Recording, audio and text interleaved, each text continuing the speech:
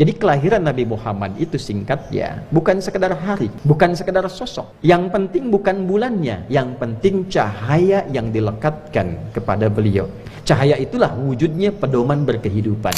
Jadi maulid bukan sekedar kita merasakan gembira dengan kelahiran Nabi Muhammad SAW. Kalau itu wajib kita gembira. Karena orang dulu pun yang tidak semasa dengan Nabi Muhammad diminta oleh Allah gembira. Nabi Isa itu beliau bertugas 600 tahun sebelum kelahiran Nabi Muhammad. Merasa gembira akan kedatangan Nabi Muhammad sampai memberikan kabar gembira kepada umatnya. Silahkan dicek di Quran surah ke-61 di ayat yang ke-6. Wa mubasysyiran bi rasuli ya'ti min ba'di ismuhu Ahmad. Dan beliau merasa, bukankah semua sifat menunjukkan bahwa orang itu istimewa?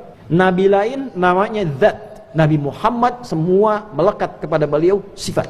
Maka orang-orang yang yakin, orang-orang yang gembira dengan kelahiran beliau itu, beriman kepada beliau bahkan sebelum kedatangannya, maka disifati oleh Allah Subhanahu wa taala wa azzaruhu wa nasaruhu, membersamai perjuangan Nabi, memperjuangkan dakwahnya Nabi, mengoptimalkan pesan-pesan Nabi. Nabi meminta senyum sampai ke kita, kita semarakkan gerakan senyum untuk mengikuti teladan Nabi. Nabi lemah lembut, kita ikuti. Nabi jujur, kita ikuti. Wa nasaruhu, itu yang dimaksud menolong ajarannya. Nabi sudah ditolong oleh Allah. Yang dilihat ujungnya, wattaba'un nural ladzi unzila ma'a. Dan mereka mengikuti seluruh cahaya yang dilekatkan kepada Nabi Muhammad ini dalam tugas mulianya, yang diturunkan pada beliau mengiringi kelahiran dan tugas mulianya. Jadi kelahiran Nabi Muhammad itu singkatnya bukan sekedar hari, bukan sekedar sosok. Yang penting bukan bulannya, yang penting cahaya yang dilekatkan kepada beliau.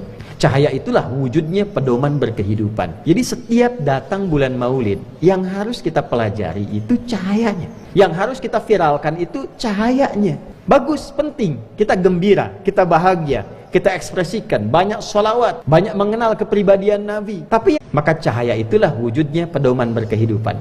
Kita keluarkan kembali Nabi sebagai seorang anak, bagaimana bentuk cahayanya membimbing kita dalam berperilaku sebagai seorang anak, sebagai seorang suami, seorang ayah, seorang guru, abdi masyarakat, tetangga, sampai warga, bangsa, dan negara, serta dunia. Disitulah Nabi menunjukkan kepada kita, kalau mampu kita ikuti, wa ulaika humul muflihun. Maka orang-orang yang mampu mengikuti cahaya Nabi itu, pedoman berkehidupan yang ditunjukkan Nabi, itulah yang dijamin oleh Allah, hidupnya akan sukses dan bahagia. Muflih itu orang sukses dan bahagia. Bukan sekedar sukses, bukan sekedar bahagia, tapi sukses dan bahagia. Itulah hikmah terpenting